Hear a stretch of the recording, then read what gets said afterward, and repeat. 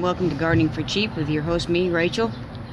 Today I'm making up some soil, and I wanted to kind of go over on what I put in my potting mix, my soil, whatever you want to call it, my dirt.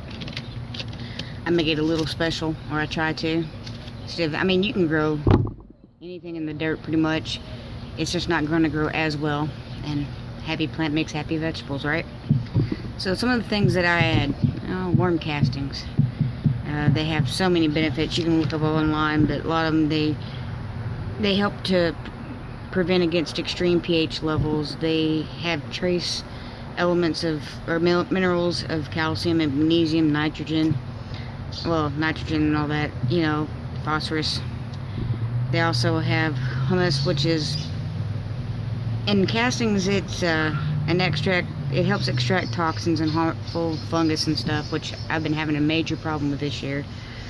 Because, one, I didn't use much of it as I should have because I didn't have it on hand. But it also helps with aphids and whiteflies. It's just a real good, safe fertilizer, and it doesn't smell. One of the other things I like to use is rabbit manure. It's one of the highest when it comes to nitrogen for most fertilizers. Like chicken and cow and horse manure, all those do have nitrogen, but rabbit has one of the highest. And it also has, the phosphorus and potassium that everybody looks for in a fertilizer. And it also has trace elements of zinc and copper and, things like that. And nitrogen, one of the reasons why it's important is what helps the plant grow big and tall. And the green part is how I remember it. Nitrogen for green, and magnesium, phosphorus, and potassium, stuff like that, help with fruiting. And one of the things that I add for magnesium is Epsom salt. A lot of people don't know that trick of putting Epsom salt in your garden, and it also works with roses too. It helps with the blooming of roses. Coconut coir is something I add to help aerate my soil. It has water retention, and it also helps with drainage. It's a double bonus. It'll help repair a lot of soil like clay soil or sandy soil. And when I have it, I usually use eggshells for slow release calcium, and use coffee grounds, because the used coffee grounds have a lot of nitrogen in them too. It's slow release, but it also helps with aerating the soil. You want to use used coffee grounds because new coffee grounds are kind of acidic-y. Plants don't like that. It makes them angry. A few other things that I like to add when I have them, like the volcanic rock dust and things of that nature. But usually when I'm on a budget, like most of the time, I just use the coconut corn, worm castings, rabbit manure, and then I buy a bag of it's called humus and manure, and I'll show you that here in a minute. But it doesn't have a whole lot of nutrients by itself, and that's why I add these things with it. And between all that, it makes up quite a bit of potting soil that goes a pretty good distance. And I'll show you some of my plants and how well they've done. For the money, I really can't complain. It's fairly cheap, and that's how I do things. Now, if you have the money and you can go out and buy the expensive manures and the potting mixes, go for it. I just can't do that. But I really do enjoy growing stuff, and I want to do the best I can for my plants. So that's how I do it. If you have any tricks or tips, you can leave a comment below. And here we go. We're going to make some potty mix.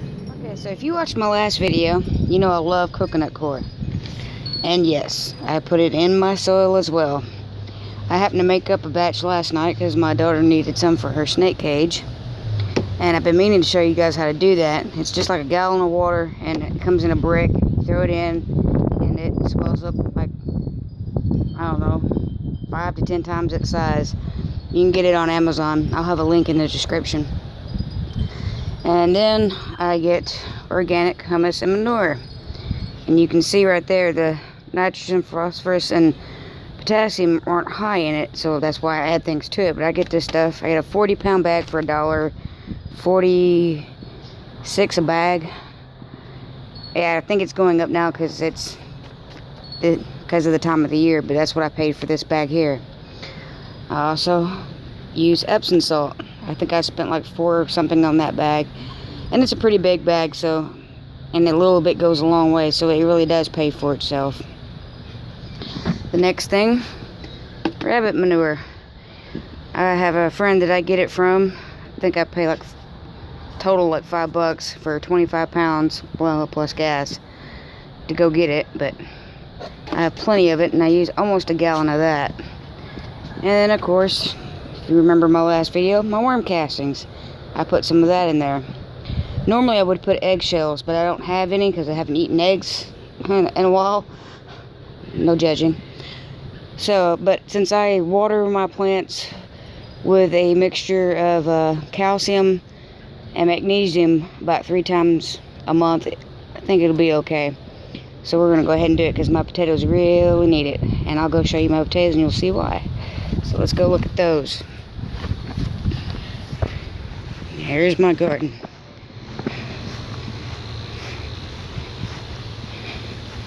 But as you can see, I need to add some soil in here because the plants are getting tall.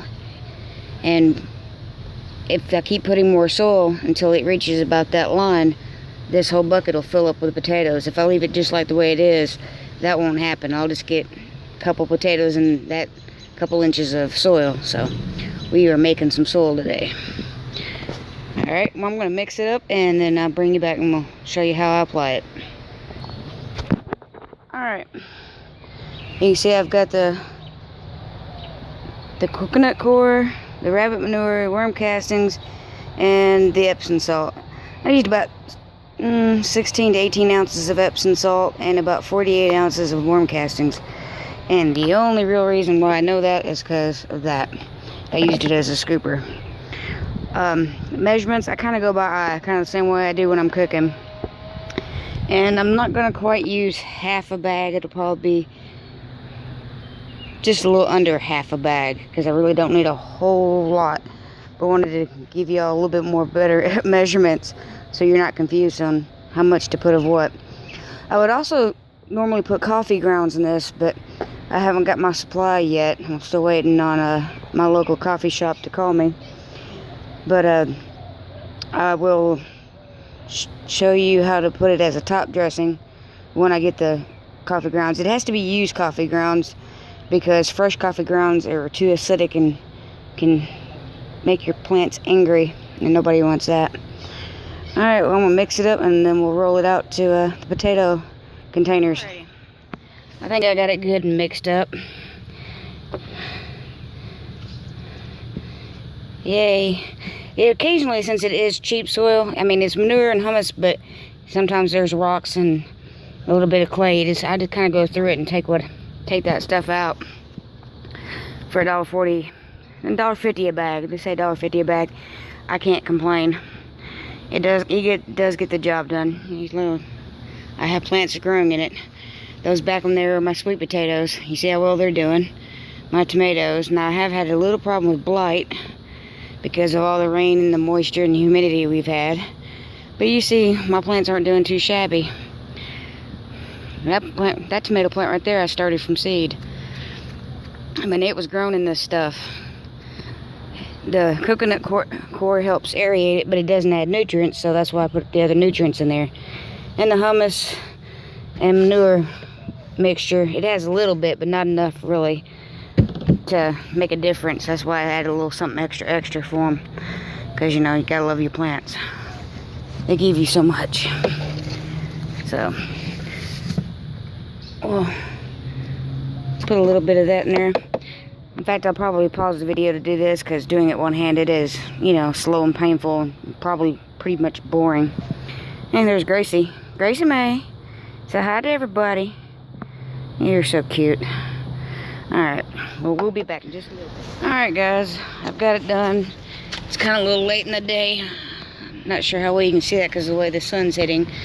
But I just kind of put it up to where the baby plants were. I didn't want to completely cover them.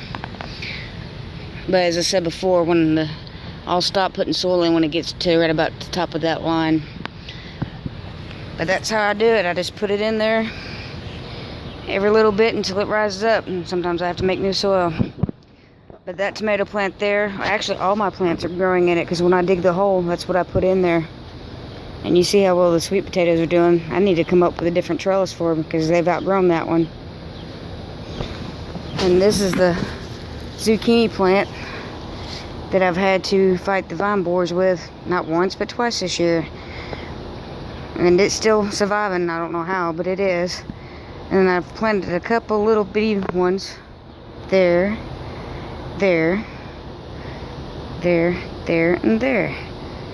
Yep. Because all of my other ones had died. But this tomato plant here, I grew from seed in this potting mix. And you see how well it's doing. And if we come over here and go down here, you see how well it's doing. It's got those 3 there and a few more. And here comes another plane. It's going to get loud for a minute. Alright, the plane's gone over now. Didn't want to kill y'all's ears. But you see, it's not doing too bad. I'm surprised the corn's even growing. It's gotten flattened twice this year. But that seems to work. And I also do like a calcium magnesium watering about twice a month. And I'll do a video on how I do that. It's very simple. But any nutrients that you can add to your soil will make your plants happy. So there you go. There you go, guys. That's how I do it. If you have any questions or comments, please leave below. And I'll leave a couple links in the description and some detailed information on what better proportions I use. And if you like this video, give me a thumbs up. And subscribe. And thanks you for watching. Peace. Have a great 4th of July weekend.